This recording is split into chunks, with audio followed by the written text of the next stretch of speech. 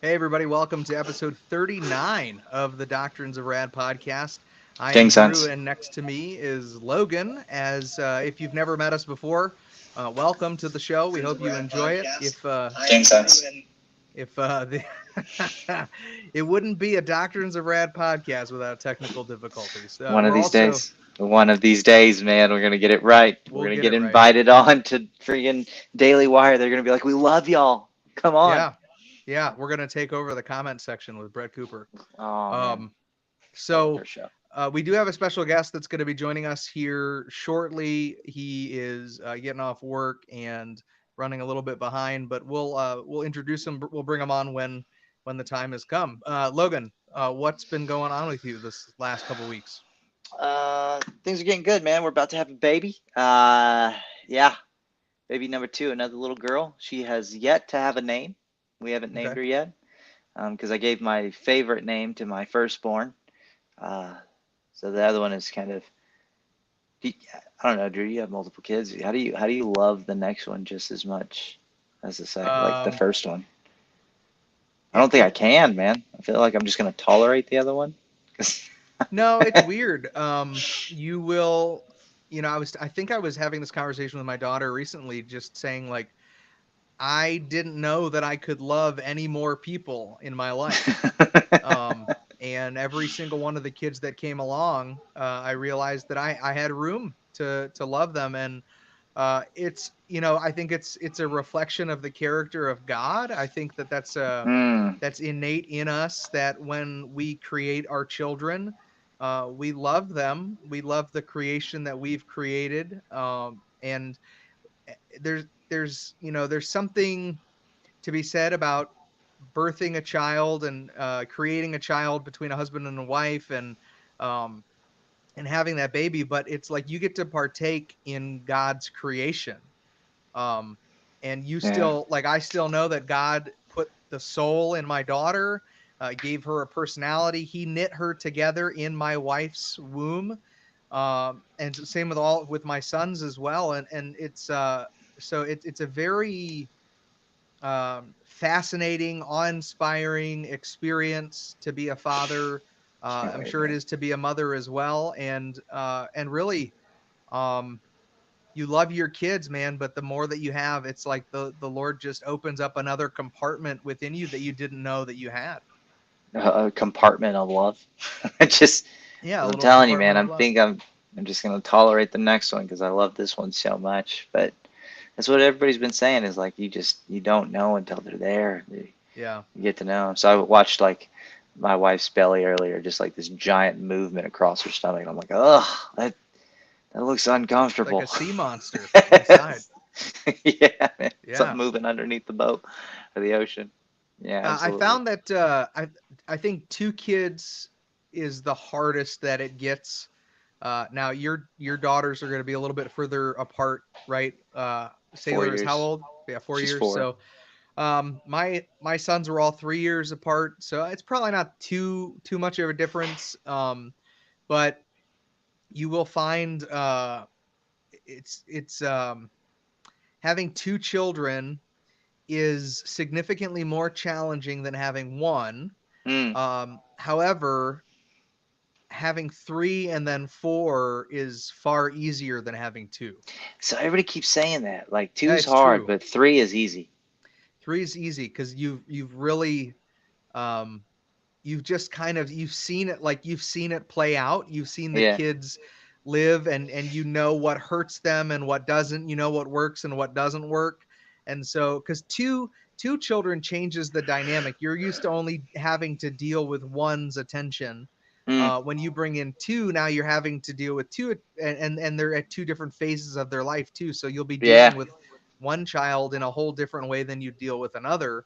And then when they get older and they start interacting more, then you have to deal with them each individually and how they interact together. Like my sons all interact differently together than they do with my daughter individually.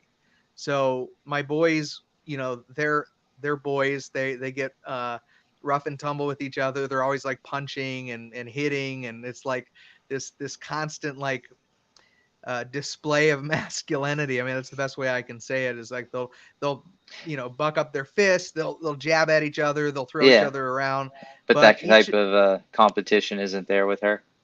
well, no, I mean, there's a very tender spirit towards my daughter. My oldest, who's an adult, he's very much like a second father to her. Mm, I mean, he's always been older. She's always seen him as an authority figure, or, close to being an adult.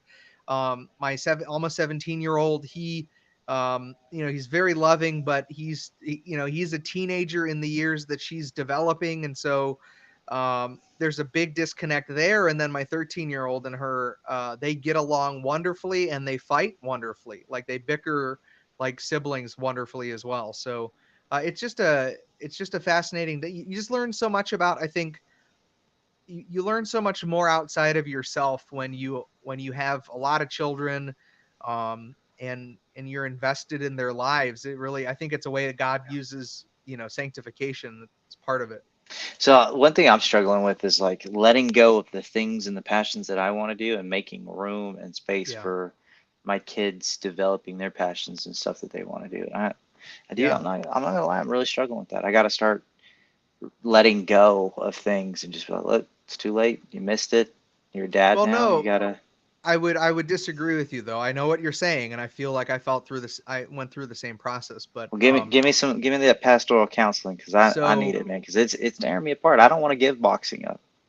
You there's going know? to be a phase of your life. There's going to be a season that you Yeah. will have to give some of that up. I mean, that is just the reality. Is you'll have to put aside certain things for the benefit of your own family, Mm, which is a beautiful thing anyway. It's a God ordained thing to do. But the hope is, and here's the encouragement, is that actually as they get older, you and your wife will really become more freed up in some ways to do things at a different phase of your life that you can really invest more mature time into. So like, um, for example, I wouldn't have been able to do podcasting and all the ministry stuff early on with my if my kids, at their early ages, because they took up so much of my attention. Once they start hitting the teenage years and they start to naturally kind of pull away from mom and dad to become their own identity, and they start to begin forming their own views and opinions, and they kind of separate a little bit. Um, if you've raised them right up to that point, because really you've done most of the good or the damage by the time they're like 6 or 7. Like you've already instilled yeah. the values, the core of the things that the kid is going to be by the time that they're like, I don't know, I think it's like 7 or 8, maybe 6 or 7, something like that. So when they get to that teenage years, then you're gonna find yourself like the kids don't want to hang out as much with you, and you're gonna to find that you and your wife have more time to figure out things to do together. Uh, but at that point in your life, you're not as concerned about doing all of these things together. You like to do things individually that you are passionate about. So, for example, Rachel loves to do books on tape. She likes to watch certain shows. Like we're at that stage where the end of the day, she's like, I'm happy. I'm going to go do my thing up in the Mm, bedroom and yeah. until I fall asleep. And then for me, that frees me up to say, okay, I'm done with, the youngest child is in bed, which is the bulk of my day is the youngest. My two other boys are self-sustaining, so I can go do what I want. I can put on a show, or I could throw open a book. It frees me up to do this podcast, to do, all kinds of other things. So that comes later. That comes when you're a little bit more mature, the kids have grown up a little bit, but it's worth it to invest in them now, because through that God is going to mature you to kind of give you your passions when you're a little bit older and more freed up. Gotcha. But it It's comes just, back, man. You're going to have time. yeah. I guess I'm trying to do it all. Work, Yeah. hobbies, provide, be a good husband, be a good father, wear all these hats, and it's at the end of the day, I'm just tired. Yeah. Yeah. But yeah, man, dang. Guess I just gotta wait to be on that end of things. So right now I'm in the thick of it. Yeah, it's just a season, bro. Believe me. I mean, those seasons come and go in our lives, and um And I'm not it complaining. Like, believe me, I'm right. I'm grateful. Like, I am so happy to have another Yeah. baby. No, of I want course. Of 12 more course. if I can. Yeah. but it's daunting because even when Rachel and we had a I think I told you about we had a little pregnancy scare a few months back, and the reality hit me. It wasn't like I was excited if it was true that we were going to have a baby, even being a little bit older. I thought that was cool. That's kind of exciting. But there was the reality of like my life and the things that I like to do right now are going to have to be put on pause again. And that was kind of the more scary part for me. It wasn't having another baby. It was like, oh, well, the things I've loved to do, the routines that I've been in, they're going to change again. And I Yeah. love being in routine. I love every day being set and the same. And just like for me, probably it's I, the military, but yeah, I was about to say that gives you some kind of solace, doesn't it? Having a yeah, routine and keeps you on path with what you've done for the last 20 years. So, yeah, I yeah, think so. I still am definitely developing more better habits because if I yeah. don't, I'll find myself kind of just sitting around and thinking about what to do and not actually doing anything. So, Dude, you having a baby like reminds me. Did you see John the Messenger's latest video? Oh, you probably haven't. no, Dude, it's a TikTok, so it's a stitch, right? And it's like this guy going, "You, God has commanded us to go forth and make disciples of all nations." And it clips over to John, and he's like, "I've already made four," and it's like a picture of his family. Like, keep up. He's like, "Cause I've already made four disciples. Get yeah, at me, bro." It's yeah. hilarious, man. But yeah, having as many kids as possible.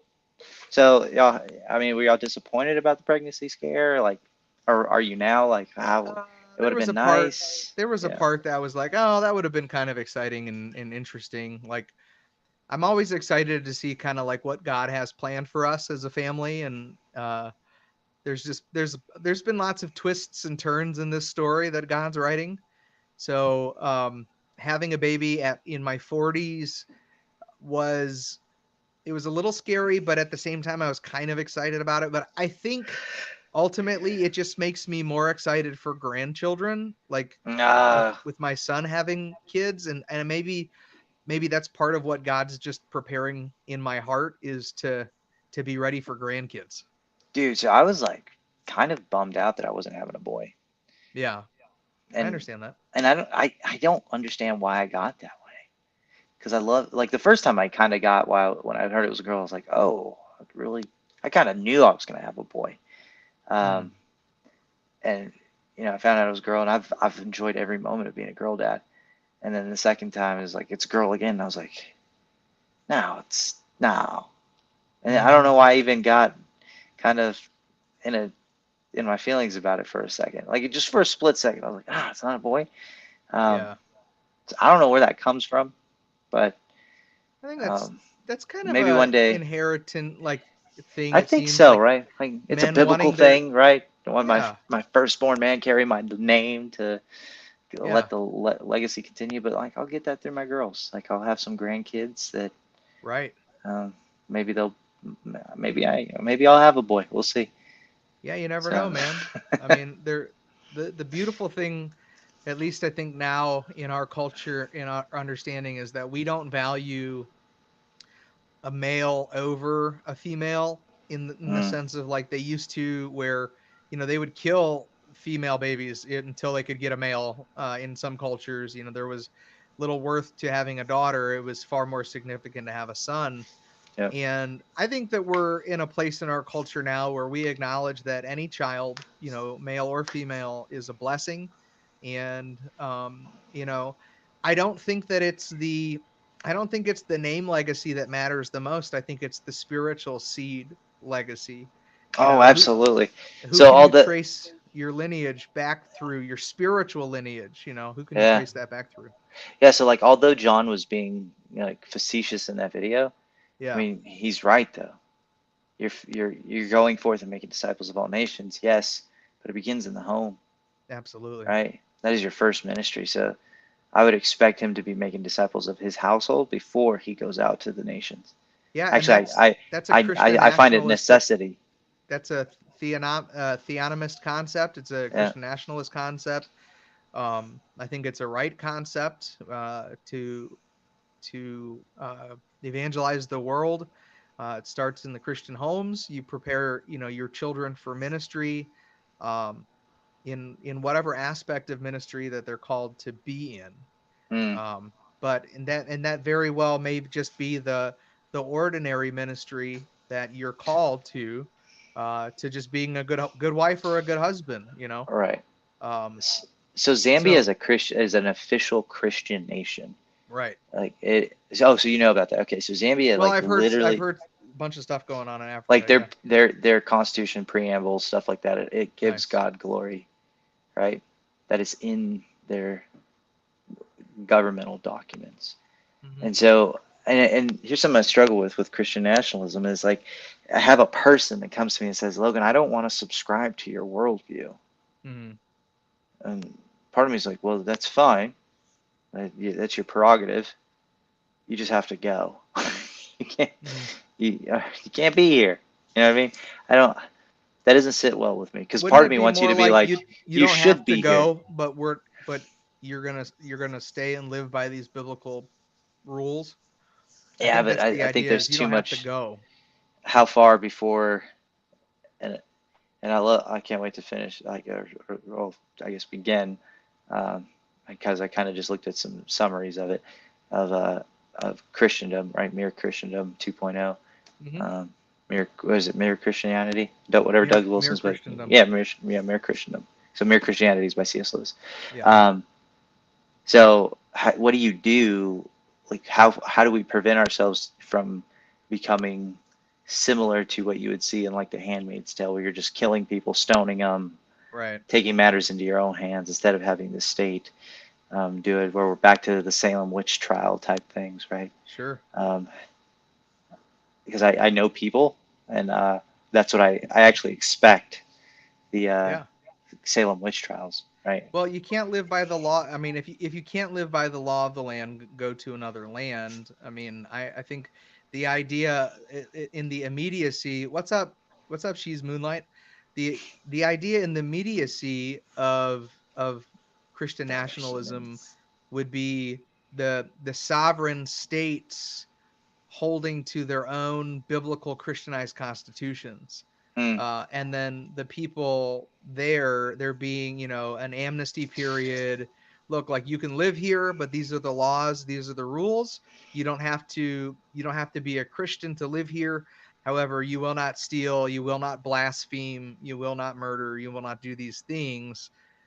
If you feel like you can't do that, then you're going to either be arrested. If you're going to commit those crimes, you're going to be arrested, or you move to another state that's not a Christian state. I think that would be the first part of the process. yeah. But there has to be amnesty periods. I think it can probably start in towns and cities. But this is a leaven in the lump type process. This is not going to happen where we're going to vote on it, and in 2024 we're a Christian nation again, upholding biblical truths. I think this is going to be, if we are truly still the early church, and the post millennial view of the end is true, then over the next, the course of however many years until the Lord comes back, we just are slowly, methodically Christianizing our environment. Um, but I do You want know to what? bring, before we continue this conversation out, let me bring our guest on, Mr. JP Awesome. Sherman. I'm gonna bring him in here now. I don't know if you could hear us. Could you hear us while you were in the waiting room there? Yeah, yeah, I could. Okay. Yep. Do you have What's anything that up, you bro? that you How's it want to going? add to the conversation thus far? Oh, I mean, I kind of just jumped in on Christian nationalism part of it, and it's it that part's hard for me because I guess I'll just add in saying I'm not exactly sure where I stand. I guess because I think, and maybe my hermeneutics wrong on this, but I do believe Israel was supposed to be a godly nation, and live by God's law. And if you didn't, there were consequences for that. And I think Salem witch it, trials. I get you. We'll yeah, just go like, ahead. look at like, and I think I agree with a lot of what you're saying, Drew. I think it would be good to establish laws based on God's law, more so than we have now, and establish our nation as a Christian nation. But there's a but, and the but comes is, is there grace in that? And I think there can be. There Um, should I actually, think well, I would there say should it be. should be. Yeah, There must be. There there must ought be to be. grace. There Yeah, ought to there be ought. grace, That's right. and then so I think it would be there would be a very heavy hand over those who are in power to dish out grace or justice based on the transgressions that they commit, against the law of God. And Yeah. I think it's also important to remember that if we're going to be a Christian nation, establish America as a Christian nation, that we tell people these aren't just subjective beliefs. It's important to stand firm on the truth and say this is objective, and it's Right. not just a societal or a cultural, common what we consider sin, but it's an eternal, infinite sin against an eternally holy and mighty God that Right. holds high and weighty consequences, not simply just, oh, you broke the law because you sped. Right. No, it needs to be upheld by godly magistrates and godly administrators, in the sense of, um, you know, the judges that we have, the governors, the mayors, they have to exemplify a godly life in their own walk, in order to even begin to try to uphold or maintain uh, that same expectation on the people. Yeah. It can't just be we do this because we say so. It has to truly be like, these things glorify the Lord, these things do not, and that needs to be an open part of our dialogue, and I would say even an open part of our justice system. Is we explain the violations and, in accords to the statutes of God. Um, but Yeah. again, I have to emphasize, guys, like I don't think that this is an overnight thing that could happen. Um, I think that this could be the birth of a thing that comes in many generations from now. This could be the beginning foundational conversation about it. But I will say, with as fast as the world has been moving around us in the terms of shifting societal norms and everything else, we may be right around the corner of it too. I mean, people, whether they're Christian or not, have gotten very sick of the secular demonic overtones of our society. Yeah. Mhm. And so I think we're at a perfect opportunity for a perfect storm, and that could be really good or really bad. If the wrong actors are in play when it comes to Christian nationalism, then it becomes a Christian dictatorship, and that would be inappropriate and very bad. Um, and but I think people are looking for something that needs to be different. Like, the world around us, this isn't working. It's not sustainable. Like, people, non-Christians are saying the same thing. Um, so we got to do something. I know somebody's asking a question. How do you, as Christian nationalists? So I don't know that everybody else here would be considered a Christian nationalist. I think I would consider myself one at this point. Yeah. Um, Same. John 18:36. Let I'm me on it. pull it up. Does anybody else want to add anything to what I just said there?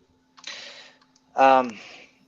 So okay. So we have this Christian state, right? And we have these laws that are being implemented. My fear would be that people are just doing it similarly to Mm, how we have cultural Christians already today, right? So we have people who are just doing it to do it and not understanding the reason behind it, right? The yeah. why behind it. Uh, so Jesus said, "My," or you got it pulled up, don't you? Or you're pulling it Yeah. up? Yeah. Yeah. It says, Jesus says, "My kingdom is not of this world. If it were, my servants would fight to prevent my arrest by the Jewish leaders, but now my kingdom is from another place." Yeah, I've heard this actually used quite a bit. I don't think contextually it's speaking of the same thing as the idea of Christianizing the world. Yes, of course, Jesus's kingdom is not of this world. It is not founded in this world. It Right. it is it is counter to the things that we see that we consider natural in this world. And so I think Jesus is in part addressing, hey, these people are not going to fight because this is supposed to happen. My arrest and my crucifixion are supposed to take place. So they're not going to fight for me the way that you would expect. So I think he's addressing the then in that moment. But I think if we're going to draw a theology from that or a doctrine from that, I don't think that that doctrine necessarily is speaking against Christian nationalism. I think what it's really just maintaining is that the world, the kingdom that God brings. I mean, Jesus says, the kingdom, the kingdom of God is like this. It's like the leaven that goes into the bread and leavens the whole lump. It's like the mustard seed that gets planted into the ground and then becomes a giant tree. So Nice. yeah, and you know, John the Baptist tells us that what does he say when he sees Jesus? He says, "Repent, for the kingdom of heaven is here." And It's at so hand. it's at At hand. hand. So if his kingdom is not of this world, that doesn't say that it's not. We're not supposed to make this world like his kingdom. I actually think that that's what he's saying is, my kingdom isn't like anything you guys know or can expect or can process or comprehend. But I am ushering in my kingdom now, and and we see that in Christianity, how turning the other cheek and forgiving 7 times 77 times, like these are all radical concepts that the world was unfamiliar with, that are expressions of the kingdom of God. So Yeah. um, does anybody disagree with that, or does that track, you think?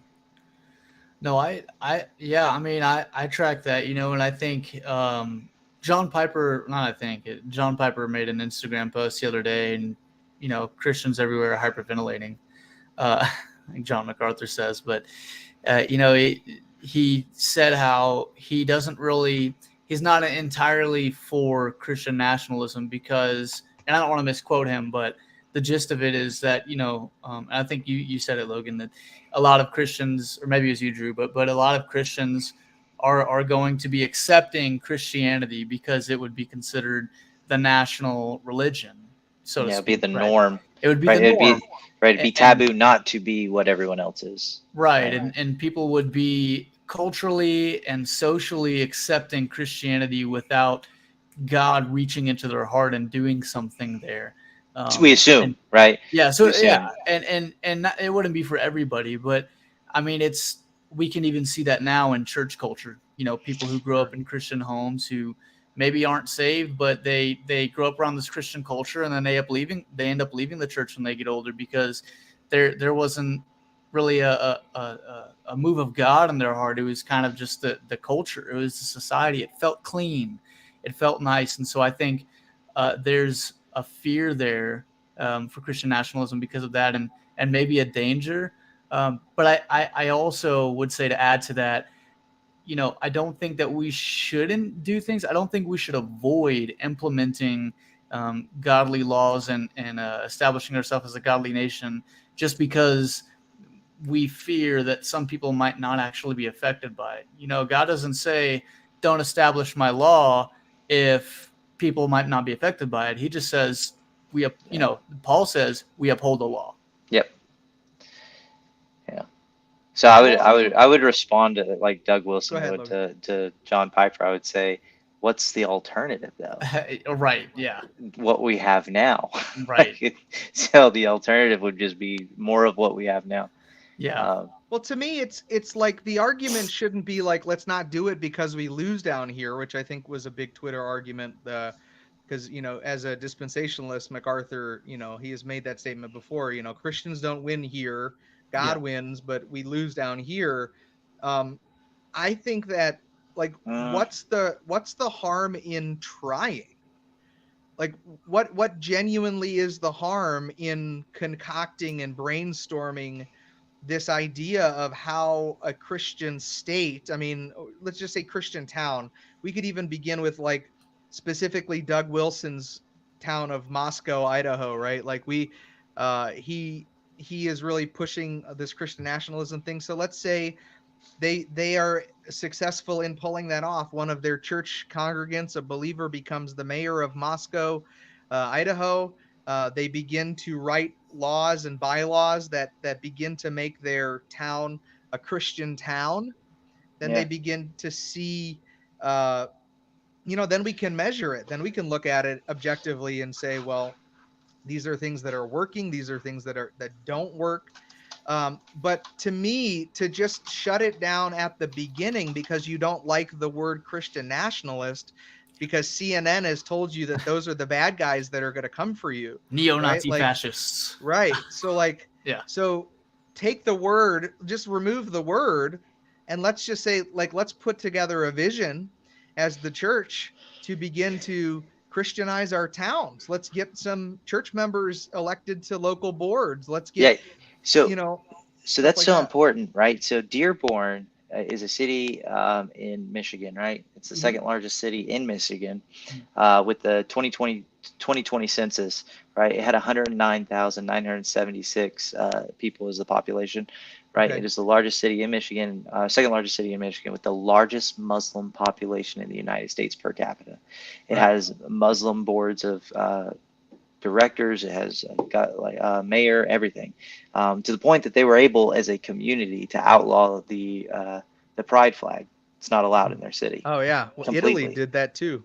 The right? whole nation of Italy. Right. So isn't that crazy though that like so these Muslim individuals got together and said, look, we are going to do this our way. It's our city.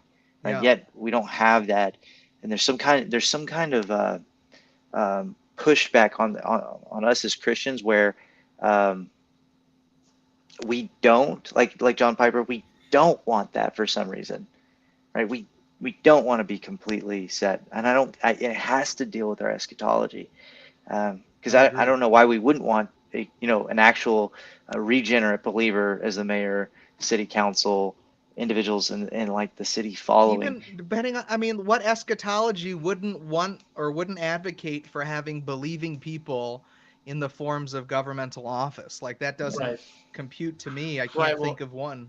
yeah. Well, and I don't think that we should just say, because I mean, I do agree more with John MacArthur on a lot of things, but I don't see the argument that we lose down here, so why try, as Right. feasible, because I feel like that's the same kind of argumentation that atheists use when they question Christians about praying. They say, well, if God knows everything that's going to happen, why pray? Well, it's kind of the same principle.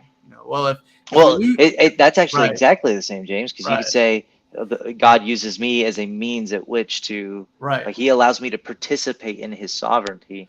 Same thing. yeah. The tribulation, right, would allow us to participate in the bringing forth God's glory through saving many more people than if there wasn't a tribulation, No, I agree. Yeah, right? and so I'm saying the same thing too. I think that we shouldn't just say, oh well, if we lose down here, then why try? I think Right. if even if it is the case that we do lose down here, well, I mean, I think that should be even more, uh, you know, more emphasis on us trying all the more. You post trip, I'm not. you're pre mill, aren't you? I don't know. I can't lie to you. I don't know. I don't know We where I can change your stand. mind. we, We can do it. we can't do it. We Yeah. can't change your mind. So I want to address Logan Aiken's question. And hey, Logan, thank you for watching. I don't know if you're a first time watcher or not, but thank you for tuning in. Um, he says, would Christian nationalism be feasible in every town? And I think That, here, that's the model, right? let me present how I think it would work. I think ideally, yes, Christian nationalism, if it is truly a move of God, and that's what God is directing us to do, then that's ultimately the goal for every town, every state, the entire nation, and then the entire world.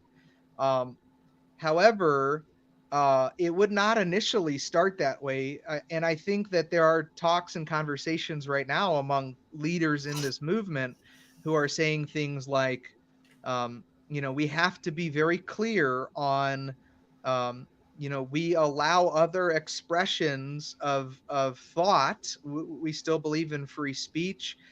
We believe in a free exchange of ideas. You can worship. Um, I've even heard some say, they can set up their synagogues, they can set up their places of worship, but those places of worship do not have an impact on the law of the land. So it's, you still give people the freedom to worship. But I think ultimately Here's what I speculate would happen if a town begins doing this. Over the course of probably 10 years would be a good gauge to check their economy, to check their growth, to look at birth rates, look at production and agriculture, however they end up working it. I think 10 years would be a good gauge. And then what I think would happen was you would see other towns beginning to see what works. All of a sudden, oh, this town that's a Christian town is prosperous, it's safe, it's bountiful in the sense like it just there's this sense of holy ground and sacred space in this town where Christ is glorified and worshiped. And I think that would draw the interest of other people to say, why can't we have that in our town? And then their leaders come and confer, and then it becomes like, oh well, we can do this too. And then it begins to spread just like the gospel should anyway. But it all has to be rooted upon the sovereignty of God, the lordship of Jesus Christ. Um, and there have to be, I think, laid out some very particular documents upon what things are essential for the belief, for, as a Christian, what are essential doctrines, essential beliefs. And then we have to have a subset of secondary, tertiary issues that are, you know, uh, agreed to disagree upon in certain areas. Yeah. So like, there's a reason it's Christi, or what Doug Wilson describes it as Christendom 2.0, right? Because at one point it was a Christian empire, right? Absolutely. The Catholic Church kind of dominated the West. So, and if you did anything outside of that, you were punished for it, right? And they would torture and kill people for certain actions. Right. And the reason for that wasn't because that they were barbarians about it, is because they genuinely believe people are going to hell, right? So they use that as a means or as a tool to say, hey, you have this last chance to make right with your maker, to get right with him, in order to before you meet him in his presence, right? Problem is that's not how the Holy Spirit works, right? He doesn't just regenerate you because oh, I'm being tortured, I want to go ahead and say I'm sorry and I'm going to fix things. That's not how this works. So the whole Christendom 2.0 is taking all of the good, recognizing the really bad, like, I don't know, the Spanish Inquisition, and we just fix it and try it again, but better. That's going to take a lot of work. Yeah. Well, can I pose a question to all this too? Because uh, if that's okay. Yeah, please. Because and I'm in full in agreement with this. I'm on the side of the Lord here, with you guys. But I can already hear the voices, and I've already seen some of the people posing the questions. How do we respond to the people that say, "Oh, well, this is just, it's fascism, it's Christian communism, it's just Christians wanting to control and oppress." Like, and I guess I have my idea, but I guess just how would we respond to this as a body? So I've been struggling with this, right? So it's part of me wants to give people the freedom, right, to have that exchange of ideas, but not at the expense of a nation getting to where we just got to. Yeah. Right. So there is some beauty in having that exchange of ideas, but not if it corrupts us to the point that we don't even believe in God anymore. Yeah. Right. And I think the answer to that is like, okay, so call us fascists. That's fine. That doesn't bother me because I'm convinced that Jesus rose from the grave. I'm absolutely convinced. I believe Christ is on the throne, right? That God is completely sovereign, and I have a duty to be obedient and worship Him. And part of that is making sure that the nation does so as well. So if that's fascism, that's fine, as long as if you're mad at me, James, the whole way through, but I'm just dragging you along, and finally there's this moment of regeneration where you're like, why did I fight so hard? Yeah. And you accept Christ into your life. I mean, that was worth every bit of that. Yeah. And right? It was worth every bit of that. I would add a spiritual element to that too, man. I think the forces of darkness very much will say those things. Yeah. I think that the enemy is rampant. I think The religion of pride is far more than just homosexuality. It really is a celebration of sin as a whole.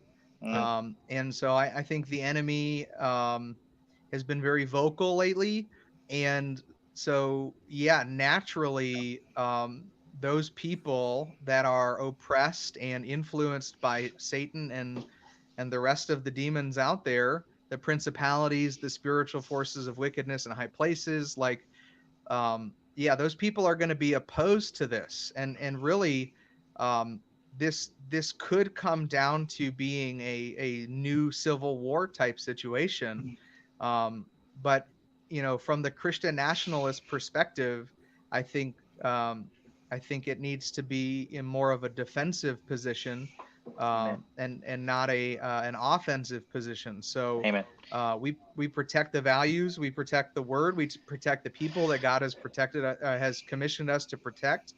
Um, but ultimately, this the Battle of Armageddon is very clear in Scripture that the forces of the world are going to rise up against God. Yeah. And I believe even in a post millennial view, I believe that is true. I think that that'll be the final culmination of the forces of evil before Christ returns. And But we may quickly squashed. yeah, Quickly. and it will be. But look, things are not as bad on Earth as they were in the first century. Yeah. Yeah. And so we have to remember that even though it's in our faces as evil and bad, things are not as evil per capita as they used to be. So there is a suppression of evil that's happened. I think America's founding was a giant suppression of evil.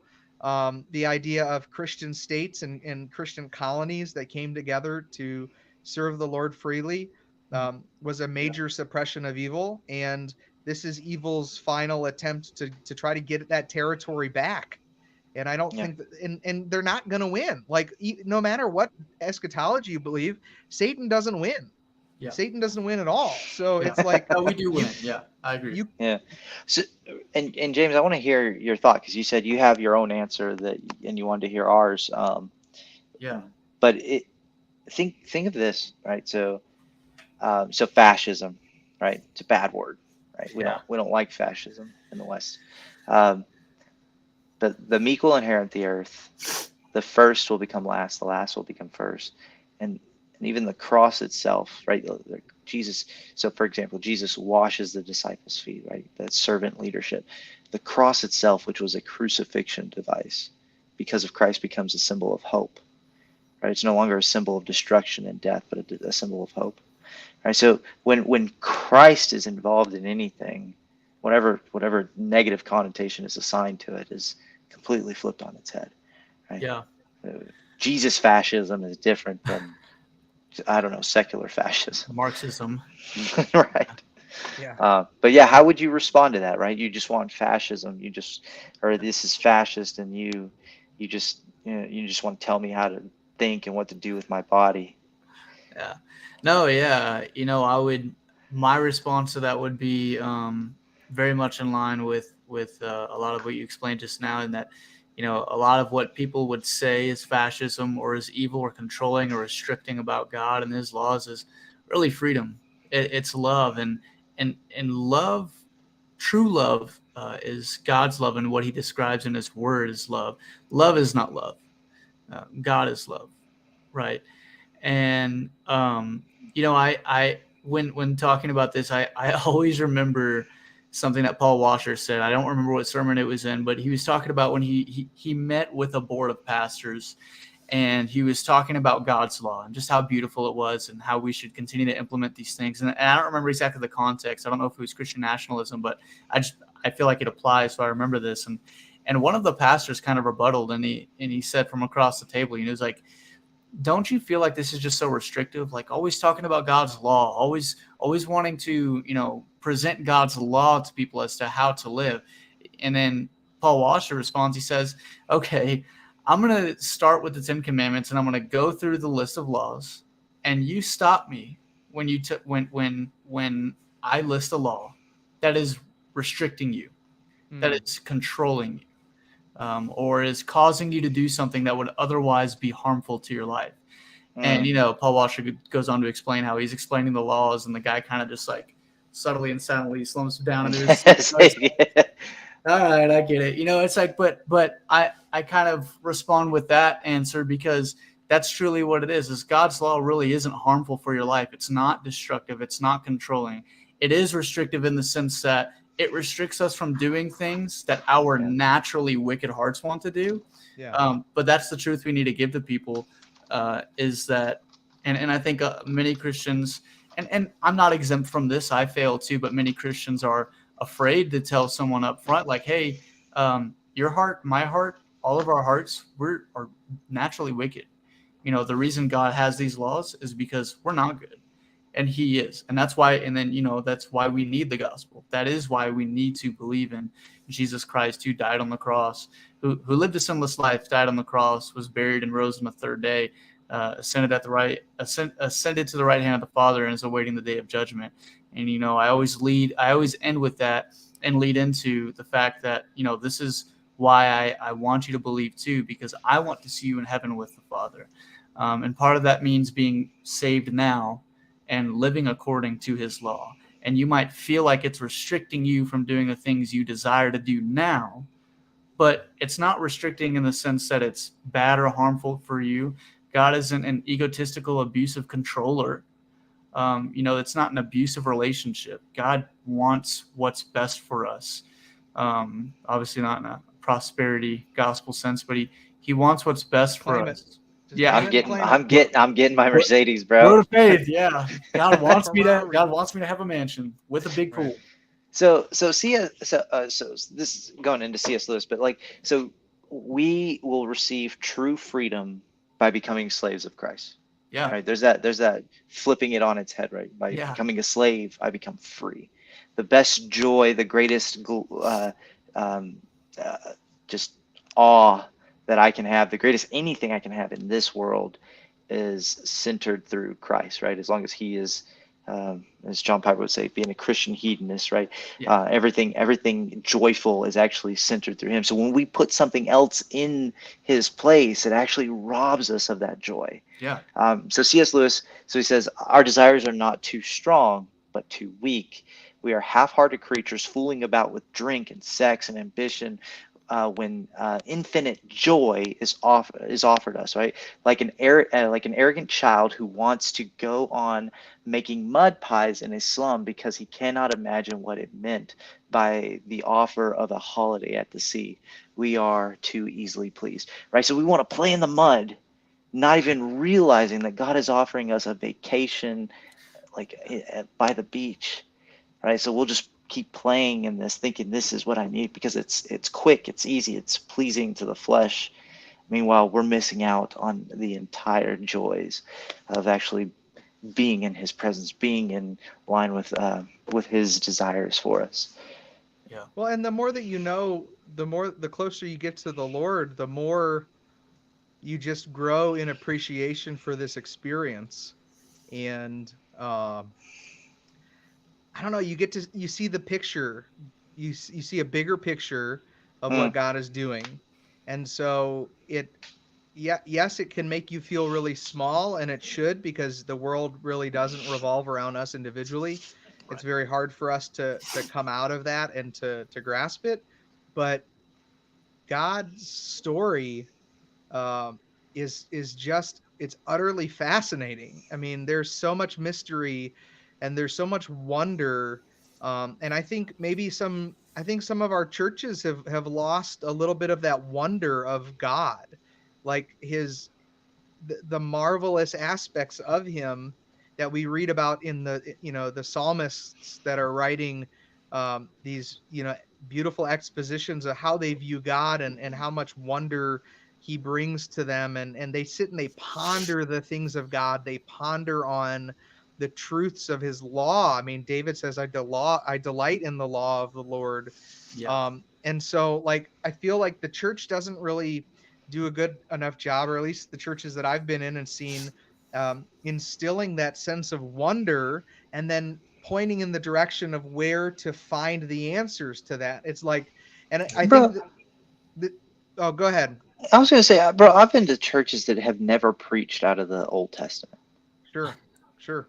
Not once. Like it's from the dawn of the church's like beginning to then. It never has actually Yeah, gone into the Old Testament I've been to a because they church one time that said that you don't need to preach out of the Old Testament, and then the pastor's son came up to give a scripture for tithes and preached out of Psalms.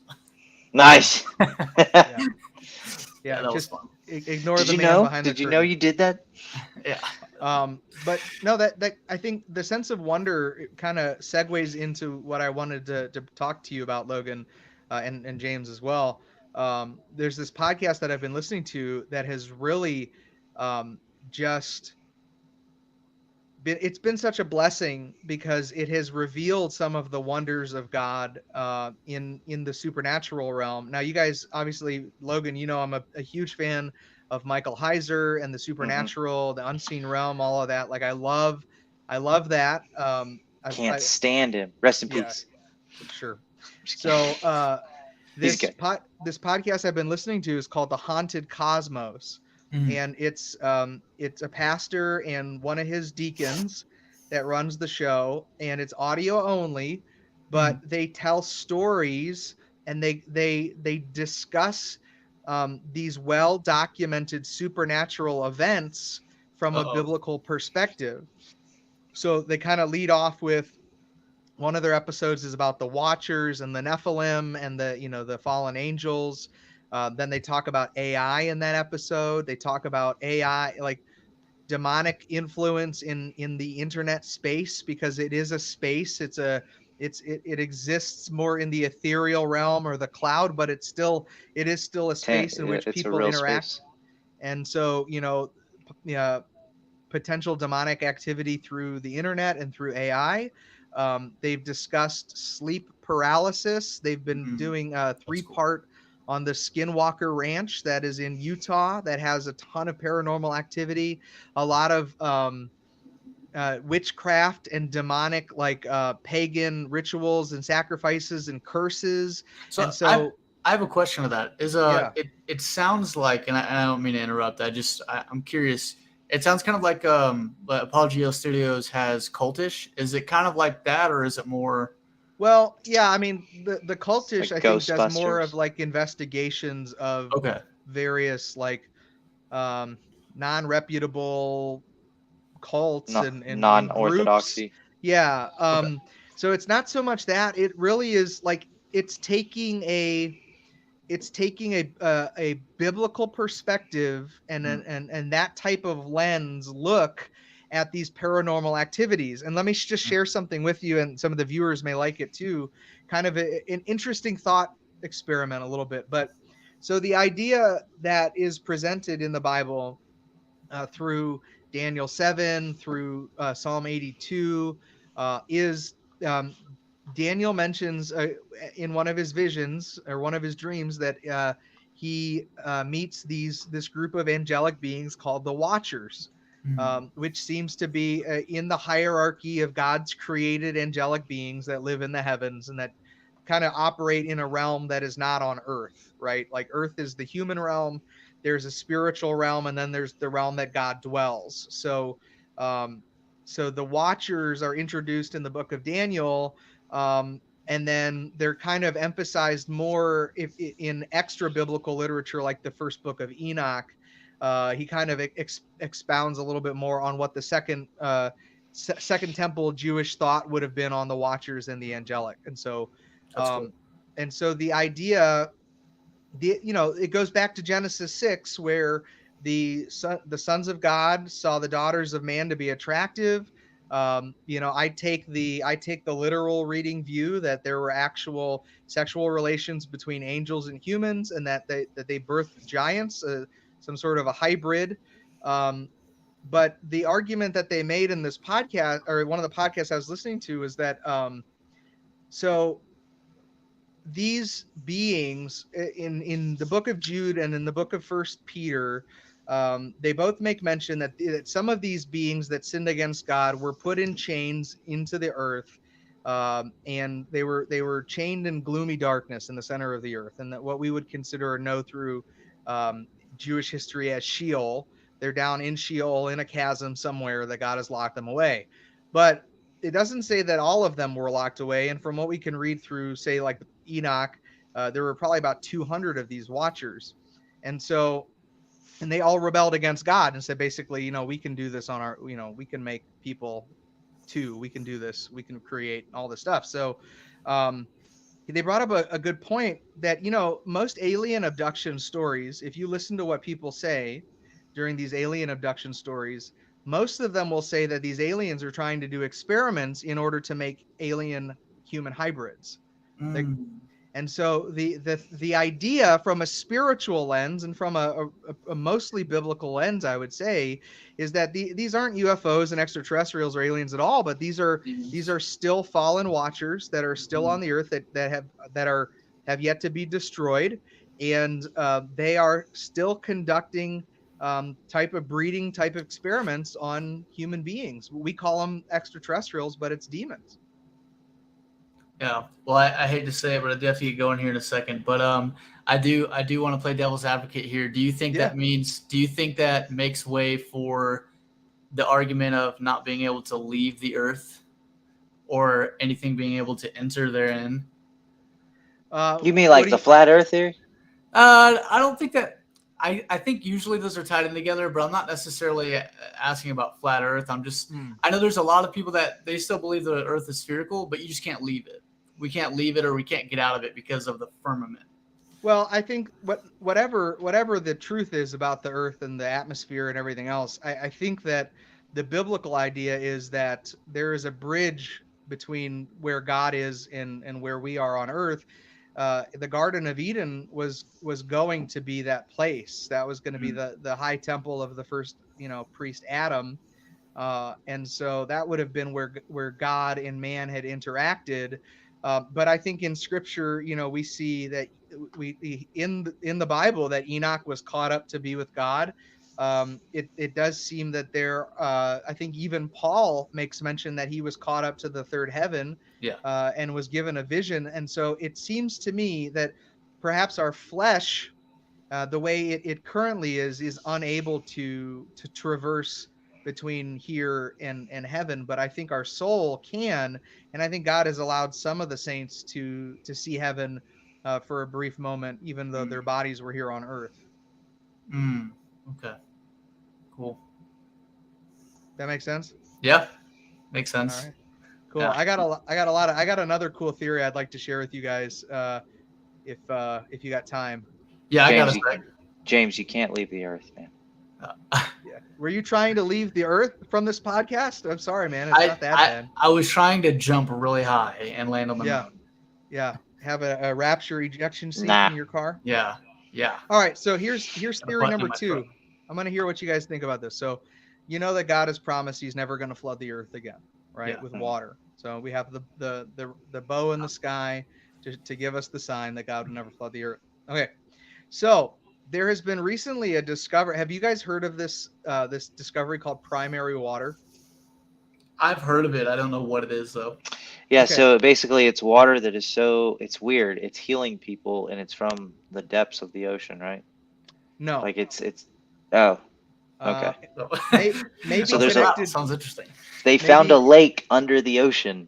Sure. that- Well, that may be I did hear related. about that. Yes. That may be related, but so primary water is basically this discovery that we are still, as humans, we're still discovering fresh springs of water on the earth.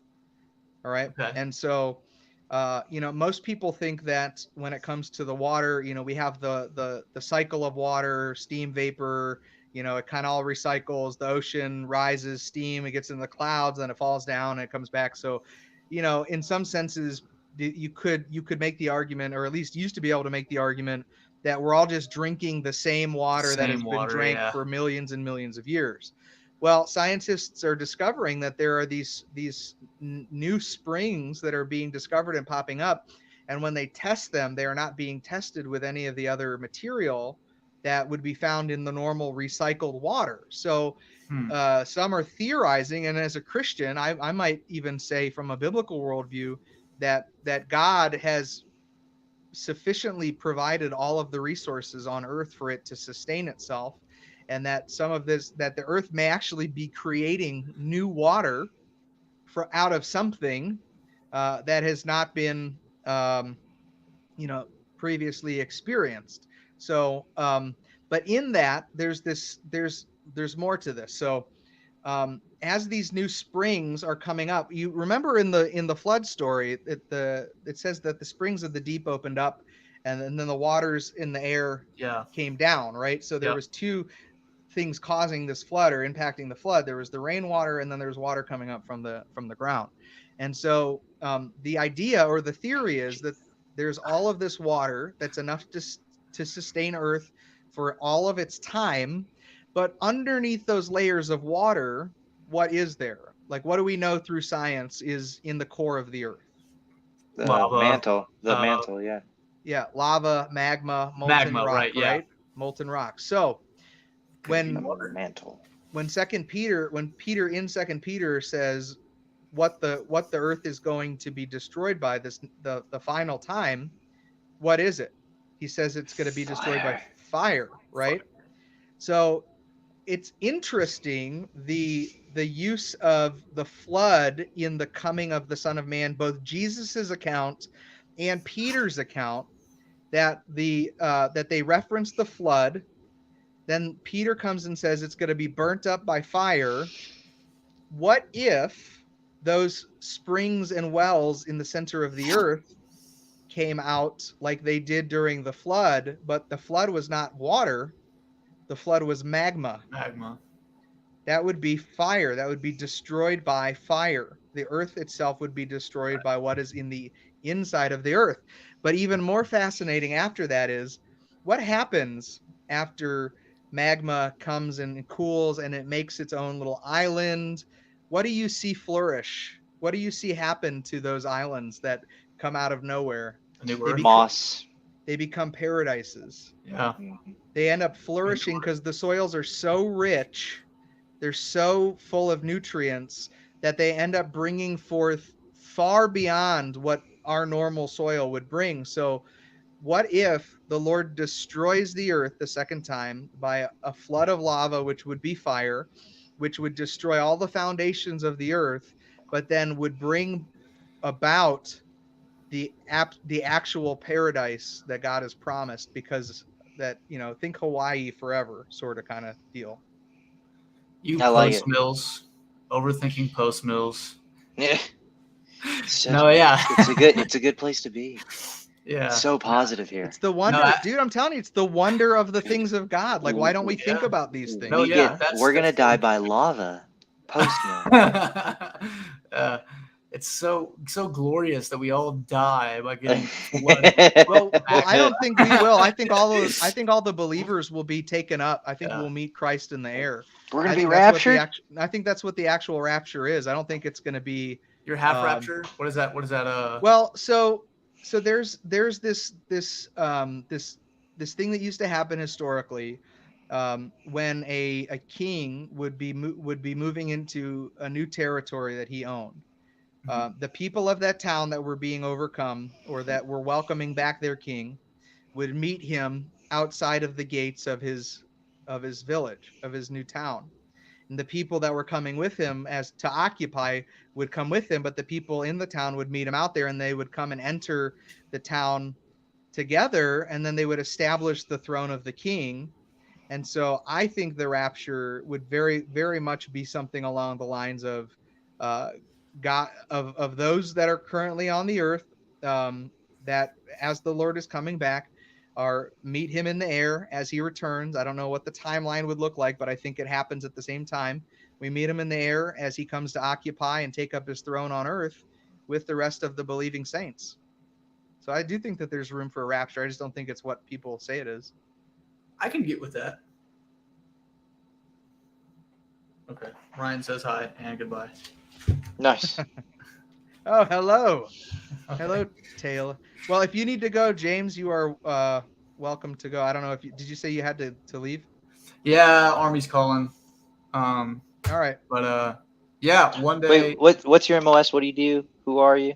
I'm 91 Bravo, small wheeled vehicle mechanic. So I went. Where are you at? I went airborne in AIT and got put in 10th group at Fort Carson, so it's kind of nice. But I'm not special forces. I'm just special forces support. Yep. Yeah. Nice. Pretty So you're cool. with 10th. You're with 10th group. I mean, I bet you're enjoying Carson, man. I love it. Wish I could have gone to WCAP. It was one of my dreams. But how long are you at Carson? You know? Yeah, so I've been here almost 2 years. It'll be 2 years in October. Well, no, I'm sorry. It'll be 2 years total in the Army. I can't do the math right now, but I'm here till 2025. And then my contract is up, and then Drew and I have talked about it. I'm gonna go ahead and ETS get out of the Army in 2025, and wife and I are gonna move back to Texas, where the great homeland. Nice. Texas needs to secede, but I didn't say that. I didn't say that. That's the promised land. That's where there's no lava. Yeah, exactly. That God blessed Texas with His own hands. I think that lava's coming no matter what. Milk and honey and cowboys. No. All right. And so we're gonna move there, and I'll pick up some type of job. Probably looking at peace officer over there. I'd like to do that, and then go into seminary to pursue pastoral leadership. Yeah. So, yeah. It's awesome, man. Do seminary now. Do your schooling now while you're in. Yeah, Highly recommend it. So the reason why we want to wait is because we have a church back home in Texas. It's Founders Baptist, and they have the Expositors program. I think George Zimick was one of the founders of it. Okay. My pastor here is actually good friends with him, was before he passed. And he highly recommends it. And I was going to seminary at the church I'm at now, but we're switching churches for just more community and more people our age, more people that are married and have kids that we don't have kids yet, but we will eventually, more people we can fellowship with. And our church right now it's great. Great pastor, Good. love the doctrine, no problem with the worship. We sing hymns and I love it. But my wife was like, hey, I have no friends. I don't have anybody here my age. And we need people we can fellowship with.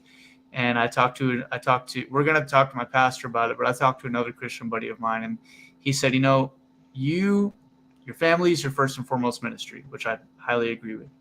And he said, you need to do what's best for your family, first and foremost, because a God-centered family is one of the most, if not the most impactful nucleus, that there is in the world. And so you need to do what's best for your family. It's not just what you think is best or your wives think is best, but is what objectively is best according to God's will. The most godly decision for you guys. And if that means moving to a church where there's more fellowship and both of you are going to be edified and built up in a way that you can really benefit the church and be able to actually, if it really just benefits your lives in an all around godly way, then you do that. I was like, okay. By the way, Logan, that's the right answer, though. James met his wife on TikTok. I wanted to be able to get into that if we had time, but we'll maybe have to do it on a future show or something. Yeah. Met my wife on Tinder, so. That's funny. We've been happy. It's not very Christian of you, Logan. This wasn't Grindr. Yeah. Happy Pride Month. Way to go. It ain't over yet. Yeah. Okay. Yeah. Way to go, Rainbow. That's good. I love it. Yeah. Thanks for having me on, guys. And man. Good to have a good conversation. I want to hear your story. You have to come back. Yeah, if you guys are cool with it, I can do next week. I'm free on Wednesdays, so 2 weeks. Whenever. Every 2 weeks. Every 2 weeks, yeah. Whenever, I'm always available.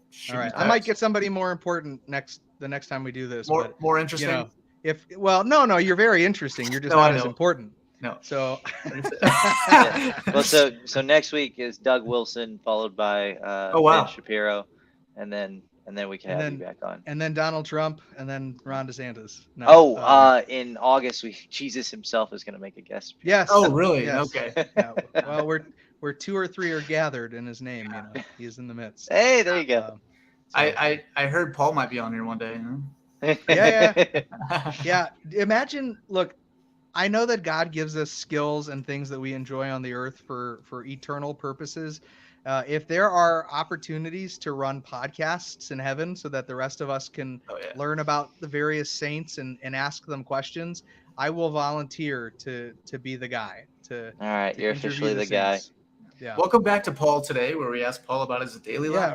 Yeah, we just talk about Paul. Today I wanna flame you on Romans 7. What's going on, man? Yeah, right. Like, tell me What about is? COVID, What Paul. was What in did your you? side? What was the What was thorn? it?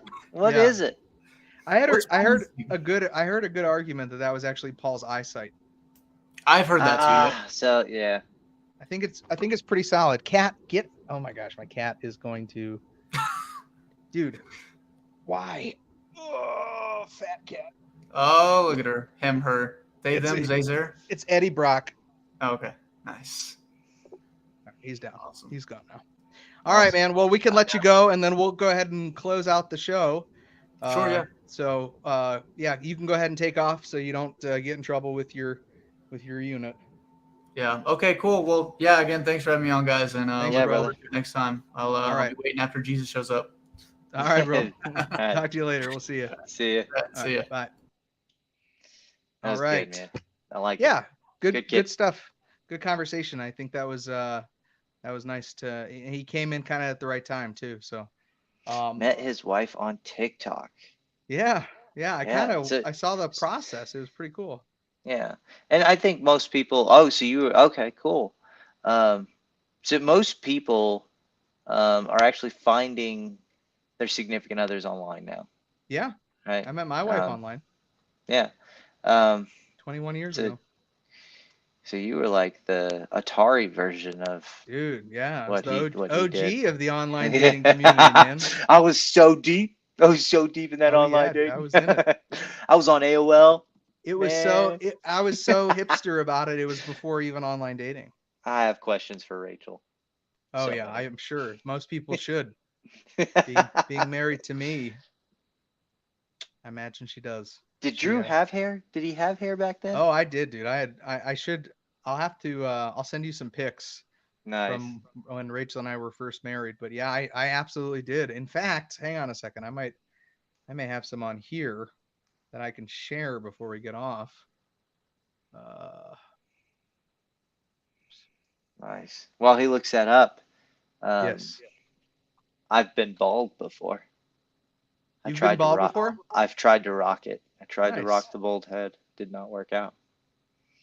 My head is shaped weird. You got a pretty circular dome, my friend. Yeah, no, it's pretty good. Yeah, It's I would pretty agree. solid.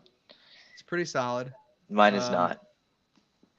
I think that's what helps my baldness is, it's less offensive to people when they see that my head makes sense. Like it's circular. It doesn't offend. Yeah, I don't have like bumps in it. It's not like pointy.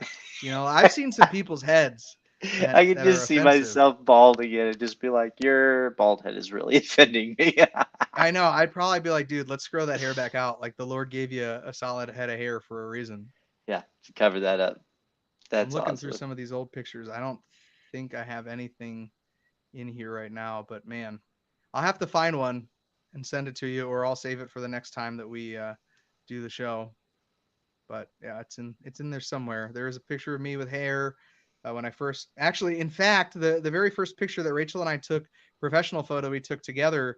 We weren't married yet. This was the first time that she had come to meet me, and both of us look so different in that picture that we've had some. Well, I guess I look similar enough, but Rachel looks so different that somebody thought that I had a framed photo of an ex-wife in my house.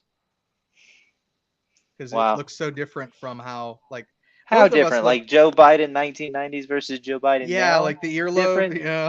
The earlobe's that not different? Yeah. I mean, I don't think it's that different, but at least people that don't know Rachel, or at least haven't known her all of her life, it's different enough. So I'll try to find that picture one of these days. But yeah, I guess I mean, I feel bad we haven't really talked about the mandates. Did you have any thoughts on that? So I'd sent Logan a podcast that was done between Pastor Chase Davis and then a Christian lawyer who has previously served as a judge advocates general in the Air Force. but he now works in a private practice and he represents a lot of military members, Yeah, a and lot. he's been overwhelmed uh, with representation since the mandates of the COVID vaccine. And so, Logan, I got to say, like, I know that you were going through more of your chaplaincy stuff at that time when you were getting out, so you probably were focused a lot on that. But did you see any of that like while you were still in about the Yeah, pushing of man, the they vaccines? almost, so I was a part of the DoD Skill Bridge program, which allows service members to spend their last 6 months up Right. to 180 days, right? Depending on your command's needs, they don't have to give you the full 6 months. I was awarded 180 days, so 170 because I needed 10 days to clear post. So my last 170 days was spent at a church interning. As an assistant pastor or as a intern pastor is what it was. In that time frame, I had escaped the vaccine mandate because it came out after I left. Mm. I got a call that said, "Hey, you need to go to your local Walgreens, CVS, doctor's office, get the vaccine, send us paperwork that you got it, um, and then you know you'll be good to go." So I filed for a religious exemption because of the fetal cells that were being used as a study for it. I didn't want to promote any of that. I take a very strong Mm. stance against abortion, um, and I basically finally got to the point where one call was made between me, one of the greatest majors I've ever served under in the United States Army, and then the battalion XO, who was also a major. So I had a major who was in charge of me, and then a major that was the XO. Um, and they're trying to just kind of get everything squared away. One of them is trying to get my name off the roster of people who Mm. haven't been vaccinated. The other one is just trying to keep peace, Yeah. right? And on this three-way call, I expressed just like I'm not doing it. Um, I don't want it. I shouldn't have to take something I don't want that I have filed paperwork that I'm against, and I'm not Yeah. going to. Yeah. Um, And so I did everything that the Army asked me to do in order to avoid getting the mandate. Um, and every time the Army kept just pushing back and saying, not enough, not enough, not enough, right? And that, man, this major that I was under, who was, just a wonderful guy, was like, Logan, they are going to take your skill bridge away from you. This was a blessing. I advocated for you to have this. I advocated for this internship for Mm. the full 170 days, and I don't want this taken away from you because of a shot. And I Right. said, I don't know what to tell you, but I know I am not taking this shot. It goes against everything inside of me. Um, Not because I was against the vaccine, not because I was scared or any kind of fear or that I was taking a political stance. Deep in my soul, it was as if the Lord was saying, "Do not touch that." Mm. And I don't mean to get all like word of faithy on it, but it was. I, You just know when I, the I Lord, just, you just know. man, I've had convictions in my life before where I knew I messed up. It's Mm-hmm. like where, dude, the other day I made a joke that was very inappropriate, and the Lord Mm. convicted me on the spot and said, "We do not act like that. Yeah. We Wow. do not do that." And I was like, "Whoa." That was wrong, right? Yeah. The same similar thing. And I said, you know what, Lord, I'm going to follow the laws of my land. All right, I'm going to do what I need to do to keep my internship. This is a blessing for me and my family. I need you to step in and take care of this, or I Mm. will be putting this COVID vaccine in my body, which I don't want. So please step in my way, step in the way of the Army. Well, my paperwork got lost, got held up, got vanished, came back. My name came off the roster, went back on the roster. Things, Wow. from my understanding, got all mixed up, and somehow through all that confusion, I walked out without being required of the vaccine being mandated. It wasn't no long. It was not. It was still a mandate, but I didn't have to get it, and Right. at the same time, got to keep my internship, which Praise is God. an amazing experience. So Yeah, that's a testimony, man. yeah. That's I'm very grateful every day that I did not have to go through that. I retired in November of 2019. That was my ceremony, and I officially was out January 31st of 2021 or 2020. So um, it when by the time that they were having those conversations, my paperwork was finished and finalized. My VA stuff had been complete. Um, Yeah, COVID hadn't even happened yet. yeah, not at the level. I mean, 2021 was a real bad year, I think, and that's where the tens of thousands of military members, were removed, and now they've all joined in these class action lawsuits. And um, I just think, like I was in a very weak mental state. I had just quit drinking at the end of my Navy career. I finally got sober, realized that I was an alcoholic. Um, there was so much PTSD healing, like just, dude. So like I think back, like things that I never even addressed, like my deployments to Guantanamo Bay, the amount of stress that I was under. I remember I was telling Rachel about this, and I had forgotten it for many years, but I remember having just recurring nightmares of getting slaughtered in the detention camps, because the amount of stress and pressure that was on us to, it's like they work this whole thing up. You think you're going into, the death zone, like Running Man or something, like you're just on Mm-hmm. your own. And they tell you stories about detainees trying to stab people and all this other stuff. So you just, I didn't know what I was going into. I wasn't spiritually prepared for a lot of that, and I think I took on a lot of stress. And if I trace back like the beginning of my anxiety and the beginning Yeah. of my depression, it probably started around 2005 when I went to Guantanamo Bay the first time, and then I was able to suppress a lot of that for many years. I focused on work, drank a lot, suppressed it through alcohol, all that stuff. But uh, coming out of No. all of that, joining civilian life, um, I mean, that was tough. But dude, if I had to go through like standing up on my convictions against the vaccine and against wanting to get it, um, I just didn't. Mine wasn't about the fetal cells, although I share the same position as you. My primary thing was, I don't. This is not tested. It's not approved. It's not, it hasn't gone through trials. There hasn't enough time. Like it takes, 9 to 10 years for a solid vaccine to come out. I'm not anti-vax at all. Yeah. It kind of about, Pfizer yeah, go Pfizer ahead. was making $1,000 a second. Yeah. Yeah. I believe it. $1,000 a second. Yeah. I wasn't ready for it. I didn't think that it was ready. And, my hesitation ended up being, I'd say, uh, valid, and seeing the fallout of a lot of the stuff that's coming out of the vaccines now, even just Yeah. one or two reports would be enough for me to be like, I don't think so. But thousands of reports, thousands of instances of people dying or having blood clots, myocarditis. My dad got the vaccine. He's got blood clots. He's never had them in the 72 years he's been alive. Never had blood clots before. I even asked him on the phone. I was like, Dad, is anybody like speculated like where this came from?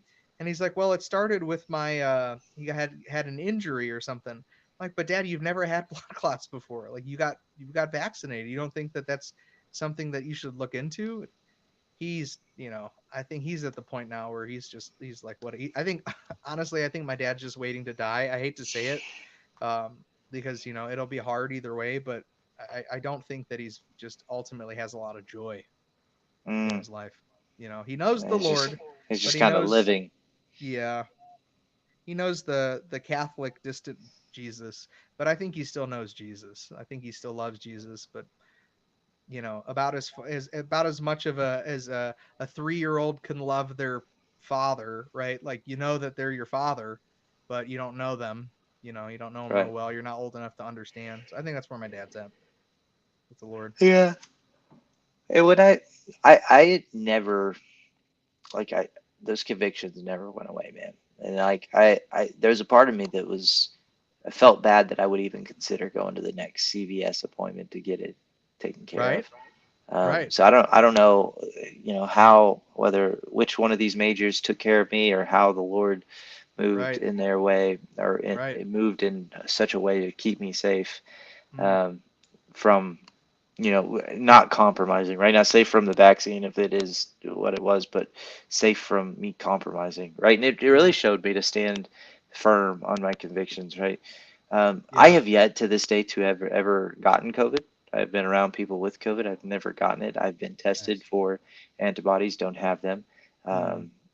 So tested frequently for the antibodies, never had them. Yeah. Um, so, I mean, I don't know people's experience with COVID and how severe it is, but um, many of the people that I saw that got it were like my neighbor was out golfing in his backyard just because he's like, hey, I can't go to work for 14 days. I'm like, well, good for you, man. You stay over there, Right. you know. That's so funny. Um, but so I mean, I know, I mean, it's obvious that there was something that was causing a significant amount of trauma and damage and sickness to people. Um, but I don't think the vaccine was the answer. Yeah. No, I agree, man. Just sugar water. And Yep. it's probably not. I mean, that's probably, I bet a medical person's like, you guys are idiots. But I know. Yeah, that's all they needed to clip is like all of the other good things that you've said up to this point, and then they're just going to clip that part. It's just sugar water. How dare them? I don't know. But Well, brother, follow the money, right? Pfizer made $1,000 a second, so you just right. follow the money. Well, let's go ahead and close out. Is it my turn to share the gospel? I It think it is. is. All right. All right, you got to use dragons. Okay. That's it. That's only. Dragons. So, yeah, actually, I can do that. So, I love you. the uh, the great dragon, the great serpent Satan, was integral in Good the one. Good fall job. of mankind, which led to Adam's decision to sin against God and sin and death to pass on to each one of us. This is a historical fact. I believe this with all of my heart, with all of my soul, Amen. with all of my being. Amen. That sin has infected all of humanity. The reason that we have the problems that we have in this world, the reason that we see evil and wickedness, is a result of sin. And God has exposed our sin to us by giving us the law, which he gave to Moses on Mount Sinai, which awakened things in us that we didn't realize were sin. And we realized that those were the better ways to live. And so God gave us that law, but knowing full well that that law was only going to demonstrate his love for us and his compassion for his creation, but it was never meant to save us. It was always meant to point us to something outside of itself and outside of ourselves. Um, so, in this amazing story that God has given us, that he has written from the beginning of time to today, um, part of his desire to redeem humanity from their fallen state that was initiated by Adam was to send himself in the flesh to be the final sacrifice. All of the sacrifices that had been made in the past to God were all to point to an end, a final sacrifice, a greater Yeah. sacrifice that would Amen. be sufficient. And it's a crazy supernatural story, but I believe that we serve and were created by a supernatural God who is just so much bigger than anything that we can imagine or fathom. And the cool part about God's promise is that He promises us that all who believe that He sent Jesus Christ, sent Himself in the flesh to die on the cross, all who believe in that shall not perish but have eternal life. So the Yes, sir. sin that we were born Amen. into, that was a result of the fallen nature of our great grandfather Adam, permeated into our lives, and the sacrificial system was never meant to take those sins away or to deal with the true nature of sin, not the sins that we commit. We commit sins because of the nature of what we were born into. And so Christ's once and for all sacrifice was that. That was the atonement, the at one meant between man and God. And God made a way where there didn't seem to be a way. And because he did that, those that believe in him are saved and share in the inheritance that God has Mm. promised all the way back to the beginning of time, We share in the inheritance of Adam and Eve, in Amen. having a relationship with the Creator God, who knit us together in our mother's wombs, who knows us intimately, who knows the good and the bad that we've done, and nevertheless in our sin said, "No, they are mine," and he advocates for us on our behalf to the Father. So when God looks at those of us that put our faith and trust in Christ, God does not see the sinful wretch that we were born into this flesh as. He sees a reflection of his own son That's right. in us. And that's what gives us access to fellowship with our Creator. And Right. that does include eternal life, but that's not just the benefit of salvation. Is we get to have eternal life beginning on earth now. We get to commune with our Father on earth. We get to know our Creator intimately, to read his story, to partake in his overall story of redemption for a fallen earth that will be restored one day. And if you listen to the podcast earlier, we talked about just what heaven may be like, what paradise may be like, but God has a plan, and That's right. that plan is not going to fail. And even when it looks like it will, it won't. Um, and we are called to put our trust in Him, to claim the lordship of Jesus Christ, and to turn away from the sin that used to rule us, that has been defeated with Christ on the cross, that we have now become slaves to Christ. We were once mastered by our sin, but Christ is Right. our master. In Jesus' name. Amen, man. Yeah. Doesn't mean you're not going to sin, right? Just Right. means you have freedom from that sin.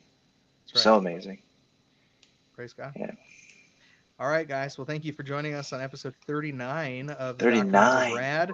Episode 40 will be in 2 weeks. We'll see you Wednesday. God bless you guys. Enjoy. If you need to contact us, doctrinesofrad@gmail.com, or follow us here on Twitter, or on Twitter, or here on YouTube. All right. Nice. God bless you guys. See ya. See ya.